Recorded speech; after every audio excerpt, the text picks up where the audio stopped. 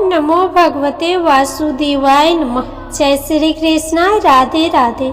हे प्रिय भक्तों, आप सभी को उत्पन्ना एकादशी व्रत की हार्दिक शुभकामनाएं। आज उत्पन्ना एकादशी के दिन आप सुनिए एकादशी माता की कथा एवं आरती। तो कथा को पूरी श्रद्धा एवं प्रसन्नचित मन से पूरा अवश्य सुनिएगा। तो आइए भगवान श्री लक्ष्मी नारायण जी के चरणों का ध्यान करते हुए आज की कथा का शुभारंभ गणेश भगवान की कथा से करते हैं। ओम श्री गणेशाय नमः। एक बार गणेश जी भगवान एक बहुत सुंदर गांव से गुजर रहे थे। इस गांव के खेत हरे भरे थे। सुबह का समय था। ठंडे पवन का आनंद लेते हुए गणेश जी मूषक पर सवार होकर चले जा रहे थे। इतने में वह एक खेत से गुजरे तो आनंदवश फसलों में हाथ फिरा दिया। गणेश जी के ऐसा करने से उस फसल के कुछ दाने हाथ में आ गए। अब गणेश जी को पछतावा हुआ कि उन्होंने तो चोरी कर ली। भले ही उन्होंने जानबूझकर नहीं चुराया, लेकिन अब फसल के दाने तो उनके हाथ में आ गए।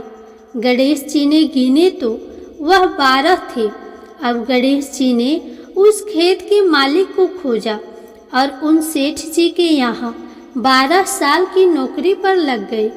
एक दिन सेठानी राख से हाथ धोने लगी तो गणेश जी ने सेठानी का हाथ पकड़कर मिट्टी से हाथ धुलवा दिया। सेठानी ने सेठ जी से शिकायत की और कहा कि देखो, नौकर ने मेरा हाथ पकड़ लिया। सेठ जी ने गणेश को बुलाकर पूछा कि तुमने सेठानी का हाथ क्यों पकड़ा? गणेश जी ने बोला कि मैंने तो बस ये कह रहा था कि राख से हाथ धोने से घर की लक्ष्मी नाराज होकर घर से चली जाती है और मिट्टी से हाथ धोने से आती है।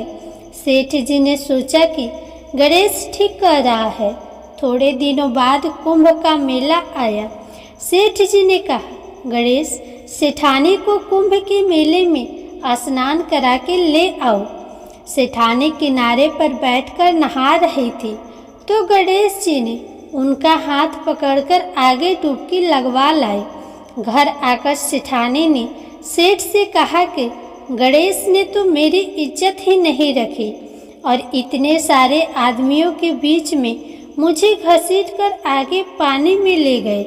तब सेठ जी ने गणेश जी को पूछा कि ऐसा क्यों किया? तो गणेश जी ने कहा कि सेठानी किनारे बैठकर गंदे पानी से नहा रही थी तो मैं आगे अच्छे पानी में डुबकी लगवाकर ले आया। इससे अगले जन्म में बहुत बड़े राजा और राजपाट मिलेगा। सेठ जी ने सोचा कि गणेश ठीक कह रहा है। एक दिन घर में पूजा पाठ हो रही थी, हवन हो रहा था। सेठ जी ने गणेश को कहा कि जाओ, सेठानी को बुलाकर ले आओ। गणेश सेठानी को बुलाने गए तो सेठानी काली चुनरी ओढ़कर चलने लगी तो गणेश जी ने काली चुनरी फाड़ दी और कहा कि लाल चुनरी ओढ़ के चलो। सेठानी नाराज होकर सो गई। सेठ जी ने आकर पूछा, क्या बात है? तो सेठानी ने बोला कि गणेश ने मेरी चुनरी फाड़ दी। सेठ जी ने गणेश को बुलाकर बहुत डांटा तो गणेश जी ने कहा, पूजा पाठ में काला वस्त्र नहीं पहनते हैं, इसीलिए मैंने लाल वस्त्र के लिए कहा। काला वस्त्र पहनने से कोई भी शुभ काम सफल नहीं होता है। फिर सेठ जी ने सोचा कि गणेश है तो समझदार। एक दिन सेठ जी पूजा करने लगे तो पंडित जी ने बोला कि वो गणेश जी की मूर्ति लाना भूल गया, अब क्या करे? तो गणेश जी ने बोला कि मेरे को ही मूर्ति बनाकर विराजमान कर लो, आपके सारे काम सफल हो जाएंगे। यह बात सुनकर सेठ जी को भी बहुत गुस्सा आया और बोला कि तुम तो अब तक सेठानी से ही मजाक करते थे, मेरे से भी करने लग गए। तो गणेश जी ने कहा, मैं मजाक नहीं कर रहा हूँ, मैं सच बता रहा हूँ। इतने में ही गणेश ने गणेश जी का रूप धारण कर लिया और सेठ और सेठानी ने ही गणेश जी की पूजा की। पूजा खत्म होते ही गणेश जी अंतर ध्यान हो गए। सेठ सेठानी को बहुत धोखा हुआ और उन्होंने कहा कि हमारे पास तो गणेश जी रहते थे और हमने उनसे इतना काम कराया। तो गणेश जी ने सपने में आकर सेठ जी को कहा कि आपके खेत से मैंने 12 अनाज के दाने तोड़ लिए थे, उसी का दोष उतारने के लिए मैंने आपके यहाँ काम किया था। सेठ जी के करोड़ों की माया हो गई। हे गणेश जी महाराज, जैसा सेठ जी को दिया वैसा सबको देना, कहते को सुनते को और सारे परिवार को देना। जय श्री गणेश जी। प्रिय श्रोतागण, अब आइए एकादशी माता की कथा एवं आरती को सुनते हैं। एक राज्य में एक राजा रहा करते थे। राजा बहुत ही बुद्धिमान और बलशाली था। राजा सदा ही अपनी प्रजा का बहुत अच्छे से ध्यान रखता था। प्रजा भी राजा को बहुत पसंद करती थी। राजा की 2 बेटियां थी। राजा अपनी दोनों बेटियों से बहुत प्रेम करता था। राजा की छोटी बेटी देखने में बहुत सुंदर और आकर्षित थी और राजा की बड़ी बेटी छोटी बेटी के मुकाबले थोड़ी कम सुंदर थी। राजा की छोटी बेटी एकादशी माता की व्रत किया करती थी और सभी लोग राजा की छोटी बेटी से बहुत प्रेम करते थे और बहुत प्रशंसा किया करते थे। राजा भी अपनी छोटी बेटी को बड़ी बेटी के मुकाबले अधिक प्रेम करता था, जिसके कारण राजा की बड़ी बेटी अपनी छोटी बहन से ईर्ष्या करती थी। राजा की दोनों बेटियां जब विवाह योग्य हुई तब एक पड़ोस के राजकुमार ने राजा की बड़ी बेटी के लिए रिश्ता लेकर आया। जैसे ही उस राजकुमार की नजरें राजा की छोटी बेटी पर पड़ी तो वह राजकुमार राजा की छोटी बेटी पर आकर्षित हो गया और छोटी बेटी से पहली नज़र में ही प्रेम करने लगा। और राजकुमार ने राजा की बड़ी बेटी के साथ विवाह करने से मना कर दिया और उसने राजा से कहा कि मैं आपकी छोटी बेटी से विवाह करना चाहता हूँ। ये सब देखकर राजा की बड़ी बेटी अपनी छोटी बहन से और अधिक ईर्ष्या करने लगी और राजा की बड़ी बेटी ने अपनी छोटी बहन को अपना सबसे बड़ा दुश्मन मान लिया और अपनी छोटी बहन से बदला लेने का निश्चय किया और उसे जान से मारने का उपाय सोचने लगी। राजा की बड़ी बेटी ने अपनी छोटी बहन को जान से मारने के लिए उसे सबसे पहले एक लड्डू में जहर मिलाकर अपनी बहन को खाने को दिया, लेकिन लड्डू खाने के बाद भी छोटी को कुछ नहीं हुआ। बड़ी बहन यह देखकर आश्चर्यचकित हो गई, लेकिन बड़ी बहन ने हार नहीं मानी। जब उसकी बहन रात्रि में कमरे में सो रही थी तब उसने मटके में सांप रखकर छोटी बहन के कमरे में छोड़ दिया, लेकिन सांप भी छोटी बहन का कुछ नहीं कर पाया। इसके बाद बड़ी बहन ने अपनी छोटी बहन से कहा कि चलो हम लोग कुएं में से पानी भरकर लाते हैं, जिसके लिए वह अपनी छोटी बहन को पानी भरने के बहाने कुएं के पास ले गई और छोटी राजकुमारी को कुएं में धक्का दे दिया। लेकिन छोटी बहन को तब भी कुछ नहीं हुआ, क्योंकि हर बार ग्यारस माता उसकी रक्षा कर रही थी और उधर बड़ी बहन अपने सारे प्रयास के बाद भी असफल हो रही थी, जिससे वह और अधिक क्रोधित हो गई और फिर उसने अपनी छोटी बहन के पास जाकर उससे प्रश्न किया कि मेरी प्यारी छोटी बहन, क्या तुमको पता है कि भगवान ने सबको मेरी प्यारी छोटी बहन, क्या तुमको पता है कि भगवान ने सबकी मृत्यु एक निश्चित समय पर लिखी हुई है और कैसे तुम्हारी या मेरी मृत्यु होगी, क्या तुम जानती हो?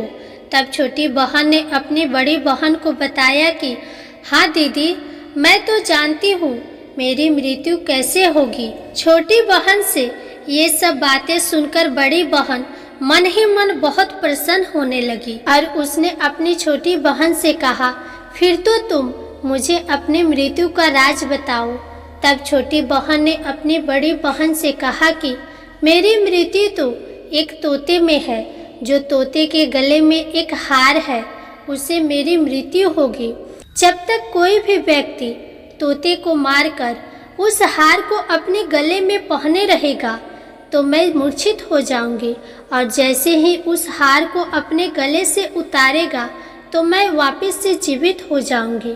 अपनी छोटी बहन के मृत्यु का राज जानकर बड़ी बहन बहुत खुश हुई और उसने अपनी छोटी बहन को मारने के लिए उसके पालतू तोते को ढूंढना शुरू कर दिया। इधर छोटी राजकुमारी को इस बात का आभास हो गया था कि कोई उसकी जान लेना चाहता है, जिसके लिए वह अपने पिताजी के पास गई और उसने अपने पिताजी से कहा कि पिताजी, अगर मेरी मृत्यु कभी हो जाती है तो मेरी मृत्यु के बाद आप मुझे मत जलाइएगा, बल्कि आप मुझे अपनी पुरानी वाली हवेली में एक पलंग में लेटाकर छोड़ दीजिएगा।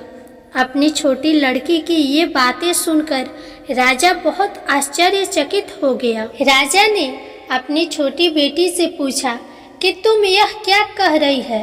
तब राजा की छोटी बेटी ने बताया कि पिताजी, समय किसी के लिए नहीं रुकता है, इसका किसी को कुछ नहीं पता। फिर राजा ने अपनी छोटी बेटी से कहा कि तुम ऐसी बातें क्यों करती हो? 2-3 दिन बाद तो तुम्हारा विवाह है। लेकिन छोटी बेटी ने अपने पिताजी को ऐसा करने पर मजबूर कर दिया और उनसे वचन ले लिया।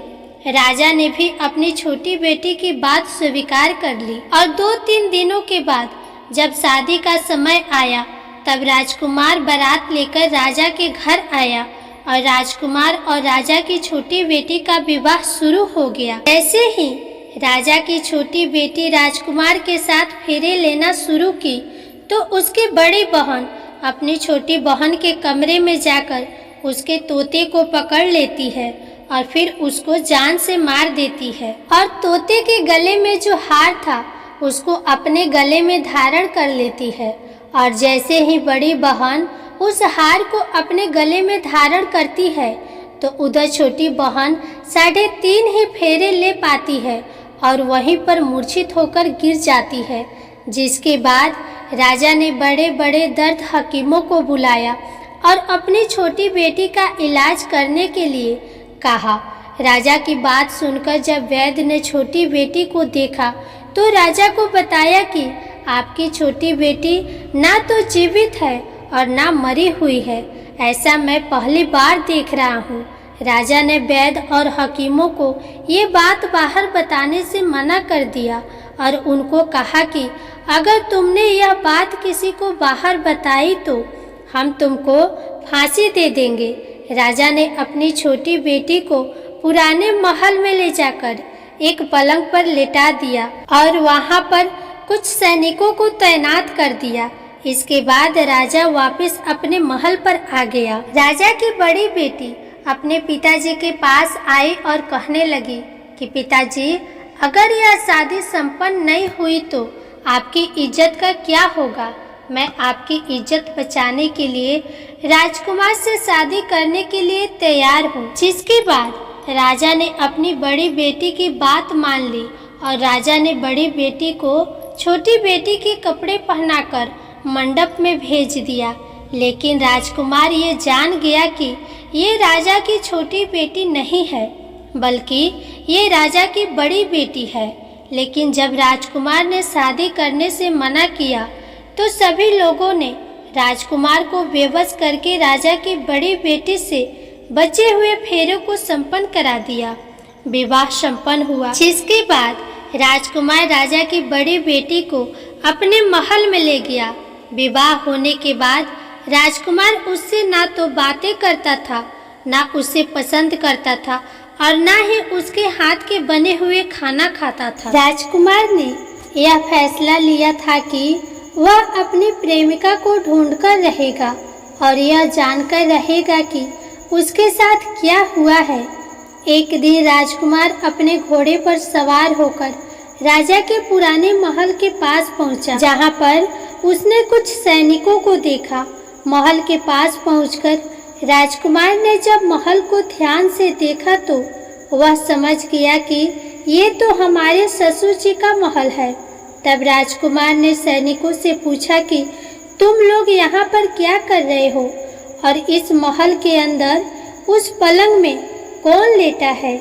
जिसके बाद सैनिकों ने बताया कि यहाँ पर राजा की छोटी बेटी लेटी है। यह सुनकर राजकुमार बहुत प्रसन्न हो गया और वह तुरंत अपनी प्रेमिका के पास पहुँच गया और उसकी सेवा करने लगा। जैसे ही रात हुई तो राजा की छोटी बेटी उठकर खड़ी हो गई। राजकुमार यह देखकर बहुत खुश हो गया और उसने अपनी प्रेमिका से पूछा कि तुम यहाँ क्या कर रही हो, तुम मेरे साथ मेरे घर चलो। राजा की छोटी बेटी ने राजकुमार को सारी बातें बता दी कि मेरी जान एक तोते में बसती थी और मैंने ये बात सिर्फ अपनी बड़ी बहन को बताई थी और मुझे पता है कि उसने ही मुझे मारने का प्रयास किया है। उसके पास एक हार है जिसको वह सुबह पहन लेती है और रात को उतार देती है। जब तक वो हार को पहनी रखती है तब तक मैं मूर्छित रहती हूँ और जैसे ही वह हार को उतार देती है तो मैं जीवित हो जाती हूँ और जब तक मेरी बड़ी बहन के पास वो हार रहेगा तब तक मैं ऐसे ही जीवित और मूर्छित होती रहूँगी। अगर मेरी बड़ी बहन के पास जो हार है वो मेरे हाथों लग जाए तो मैं हमेशा के लिए जीवित हो जाऊंगी। राजकुमार ये सब बातें सुनकर राजा की छोटी बेटी के पास रहने का निर्णय ले लेता है और उसने अपने बचे हुए सारे फेरे उस पलंग में लेटी हुई राजा की छोटी बेटी के साथ ले लिए और अपना विवाह पूर्ण कर लिया और वहीं पर रहने लगा। देखते ही देखते कुछ समय में राजा की छोटी बेटी और राजकुमार की पत्नी गर्भवती हो गई। एक दिन राजकुमार को किसी काम से बाहर जाना पड़ा। तब छोटी राजकुमारी के पेट में बहुत तेज से दर्द होने लगा, जिसके बाद उसने एकादशी माता का आवाहन किया। जिसके बाद एकादशी माता प्रकट हुई और उन्होंने अपने भक्त के दर्द को दूर किया और एक पुत्र की प्राप्ति करवाई। और वहीं पर अचानक से राजकुमार भी आ गया। राजकुमार ने ग्यारस माता को देखा तो वह आश्चर्यचकित हो गया और उसने तुरंत ग्यारस माता को प्रणाम किया और ग्यारस माता ने राजकुमार से कहा, जब तुम्हारा पुत्र 5 वर्ष का हो जाए तो तुम आकर अपनी पत्नी का हार इसके गले में डाल देना। और देखते ही देखते राजकुमार और राजा की छोटी बेटी का पुत्र 5 वर्ष का हो जाता है। तो राजकुमार अपने बेटे से कहता है कि बेटा, मैं कुछ काम से बाहर जा रहा हूँ, तुम अपनी माता का ख्याल रखना। और वहाँ से चला जाता है। राजकुमार महल से बाहर निकल रहा होता है कि बड़ी बहन के सैनिक देख लेते हैं और बड़ी बहन को जाकर सारी बातें बता देते हैं। जिसके बाद बड़ी बहन छोटी बहन के पुत्र को वहाँ से उठवा लेती है और छोटी बहन के पुत्र के 2 टुकड़े करवा देती है। पहला टुकड़ा चक्के के पास छुपा देती है और दूसरा टुकड़ा अपने पलंग के नीचे रख लेती है। अब ग्यारस माता भिखारी का रूप लेकर आती है और बड़ी बहन के पास चली जाती है। जिसके बाद वहाँ पर भिक्षा मांगने लगती है। तो बड़ी बहन अपने नौकरों से कहती है कि जाकर भिक्षा दे दो। लेकिन जैसे ही नौकर ग्यारस माता को भिक्षा देने के लिए आते हैं तो माता उन्हें मना कर देती है और कहती है कि मैं तुम्हारी महारानी से ही भिक्षा लूँगी। जिसके बाद बड़ी बहन स्वयं ही भिक्षा देने के लिए माता के पास आती है। तब माता एक बिल्ली का रूप लेकर उसके कमरे में चली जाती है और वहाँ पर छोटी बेटी के पुत्र के 2 टुकड़े को आपस में जोड़ देती है और उसे जीवित कर देती है। फिर उसे वहाँ से ले जाती है। राजकुमार अपने बेटे को लेकर अपनी बड़ी पत्नी के पास जाता है और उसे कहता है कि तुम इसका ध्यान रखना। अगर तुम इस बच्चे का अच्छे से ध्यान रखोगी तो मैं तुमसे बात करूँगा। एक दिन राजकुमार अपने बच्चे से कहता है कि तुम मम्मी से उनके गले का हार मांग लो। तो अपने पिता की बात मानकर राजकुमार का लड़का अपनी मम्मी के पास जाता है और कहता है, मम्मी मुझे तुम्हारा हार चाहिए। यह सुनकर पहले तो बड़ी बहन बहुत क्रोधित होती है, पर उसको यह याद आता है कि राजकुमार ने कहा था कि अगर मैं इस बच्चे का ध्यान अच्छे से रखूंगी तो वह मुझसे बात करेंगे, जिसके कारण वह हार उस बच्चे को दे देती है और वह तुरंत हार को ले जाकर अपने पिताजी को दे देता है।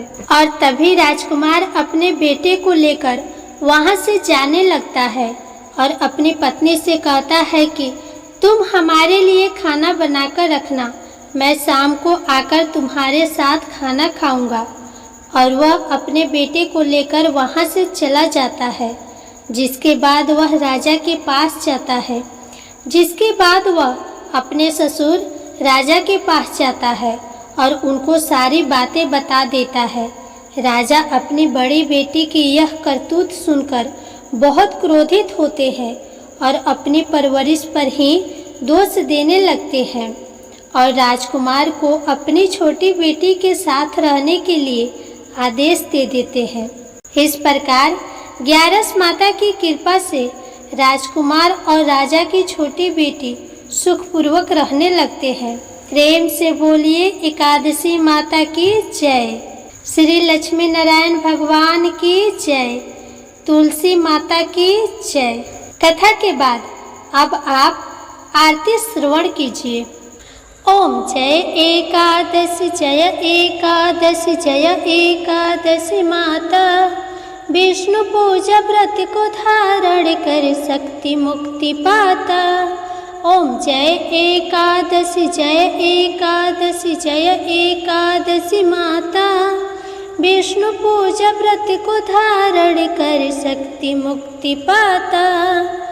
तेरे नाम गिनाऊं देवी भक्ति प्रदान करनी, गढ़ गौरव की देनी माता शास्त्रों में वर्णी। ओम जय एकादशी माता, विष्णु पूजा व्रत को धारण कर शक्ति मुक्ति पाता। मार्गशीर्ष के कृष्ण पक्ष की उत्पन्ना विश्व तारिणी जन्मी, शुक्ल पक्ष में हुई मोक्षदा मुक्तिदाता बन आई। ओम जय एकादशी माता, विष्णु पूजा व्रत को धारण कर शक्ति मुक्ति पाता। पौष के कृष्ण पक्ष की शफला नामक है, शुक्ल पक्ष में होए पुत्रदा आनंद अधिक रहे। ओम जय एकादशी माता, विष्णु पूजा व्रत को धारण कर शक्ति मुक्ति पाता।